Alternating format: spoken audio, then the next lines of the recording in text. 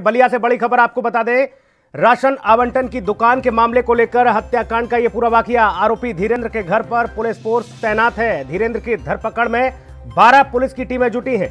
आरोपी का परिवार घर छोड़कर फरार हो गया है। डीआईजी कमिश्नर आजमगढ़ गांव में कैंप लगाकर अब मौजूद है। वहां पर रेवती थाने के दर्जनपुर गांव की यह पूरी घटना बताई जा रही है। तो इस वक्त की बड़ी खबर आपको बता दें, रेवती थाने के दर्जनपुर गांव की यह घटना, जहां पर आरोपी सीधे तौर पर पुलिस की गिरफ्त से बाहर बताया जा रहा है। पुनीत मोहन हमारे सहयोगी ज्यादा जानकारी के साथ मौजूद हैं। पुनीत, अगर देखा जाए पुलिस की कार्यशैली तो सवालों के घेरे में है। जाहिर तौर पर परिवार यह कह रहा है कि पहले आरोपी को पकड़ लिया गया था, लेकिन फिर उसको छोड़ दिया गया पुलिस के द्वारा। अब टीमें गठित की गई हैं उसके लिए। जी बिल्कुल, जिस तरीके से कल एसडीएम और सीओ की मौजूदगी में बीजेपी नेता ने एक व्यक्ति के ऊपर गोली चला दी। कोटे की दुकानों को लेकर के महा मीटिंग हो रही थी, एक पंचायत हो रही थी, उसी में दोनों में कुछ कहा सुनी हुई और कहावा सुनी के बाद में जो आरोपी नेता है बीजेपी का धीरेंद्र सिंह, उसने फायरिंग कर दी, जिसमें एक व्यक्ति को गोली लग गई है। हालांकि डीजीपी उत्तर प्रदेश सिद्धेश चंद्र अवस्थी साफ तौर पर कह रहे हैं कि इस मामले में एक व्यक्ति नामजद है और 2 अन्य लोगों को गिरफ्तार किया गया है।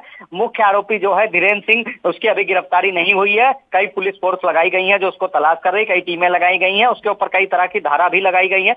किसी तरह का बवाल ना हो इसके लिए धीरेंद्र सिंह के घर के आसपास फोर्स तैनात कर दी गई है। भारी मात्रा में पुलिसकर्मी तैनात किए गए हैं और इस मामले में जिन पुलिसकर्मियों की भूमिका संदिग्ध नजर आ रही है और जिनकी लापरवाही नजर आ रही है, उनको तत्काल सस्पेंड किया गया है। मामला जांच में है, अभी जांच चल रही है। अगर इस मामले में कोई दोषी पाया जाता है तो उसके ऊपर सख्त से सख्त कार्रवाई होगी। जी पुनीत, सवाल यही है कि अब तो इन लोगों को लग रहा है, अब तो पुलिस को लग रहा है कि बवाल ना हो जाए, इसलिए तमाम मुस्तैदी दिखा दें, लेकिन उस दरमियान पुलिस की हीला हवाली, पुलिस की लापरवाही, पुलिस की उदासीनता ये दर्शाती है कि उसी समय अगर चीज़ों को भांप लिया जाए और मामले को समझ लिया जाए गंभीरता से, इस मामले में सीधे तौर पर अगर सतर्कता और गंभीरता दिखाई जाए पुलिस के द्वारा, तो ऐसी घटना ही नहीं घटेंगी।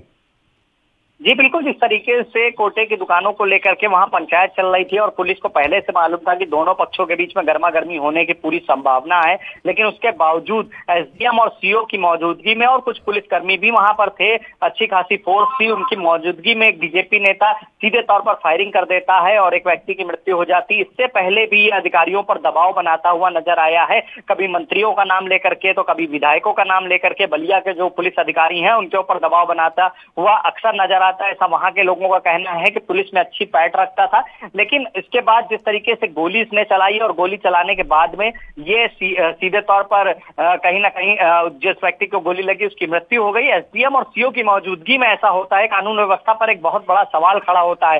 कानून व्यवस्था पुनीत इसलिए भी सवालों के घेरे में आ जाती है कि खुद जो है खाकी के नुमाइंदे ही अपराधियों के घर पर दबिश देने से पहले फोन करके बताते हैं कि इतने बजे हम आपके यहाँ पे दबिश देने आ रहे हैं। इस तरह की तो स्थिति है। ऑडियो कॉल जो करते हैं ये लोग, वो वायरल हो जाते हैं, तब समझ में आता है कि ये तो सिस्टम में बैठे खुद सिस्टम के पहरुकार घुन लगाने में लगे हैं।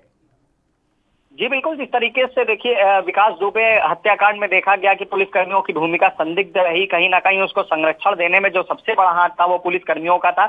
ऐसे में बलिया में जो ये बीजेपी नेता है, इसको भी कहीं ना कहीं पुलिस का संरक्षण प्राप्त था, ताकि इसकी इतनी हिम्मत हो गई तभी कि इसने इतनी भीड़ में पुलिस के सामने एक व्यक्ति को गोली मार दी। लेकिन सवाल खड़ा होता है कि आखिर एसडीएम जहां मौजूद हो, सीओ जहां फोर्स के साथ तैनात हो, वहां पर इस तरह की घटना हो जाती है और सिर्फ सस्पेंड कर दिया जाता है। हालांकि सीएम ने आश्वासन दिया है कि एसडीएम और सीओ की भूमिका की जांच करी जाएगी, अगर दोषी पाए गए तो इनके ऊपर सख्त से सख्त कार्रवाई भी करी हौसले जाएगी। तो इसलिए बुलंद हो जाते हैं कि पार्टी से नाम जुड़ जाता है।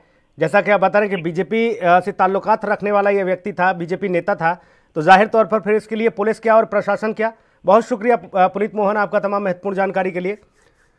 तो बलिया से ये बड़ी खबर आपको बता दें, अब आरोपी की गिरफ्त के लिए 12 टीमें गठित की गई हैं। तमाम आला अधिकारियों ने डेरा डाल दिया है, गांव में तंबू गाड़ लिए हैं, लेकिन सवाल वही कि पुलिस की लापरवाही सीधे तौर पर सामने आई। आरोपी को पहले गिरफ्तार किया जाता है, उसे हिरासत में लिया जाता है, फिर उसे छोड़ भी दिया जाता है। देश दुनिया की खबरों के लिए एएनबी न्यूज को सब्सक्राइब करें और बेल आइकन दबाएं।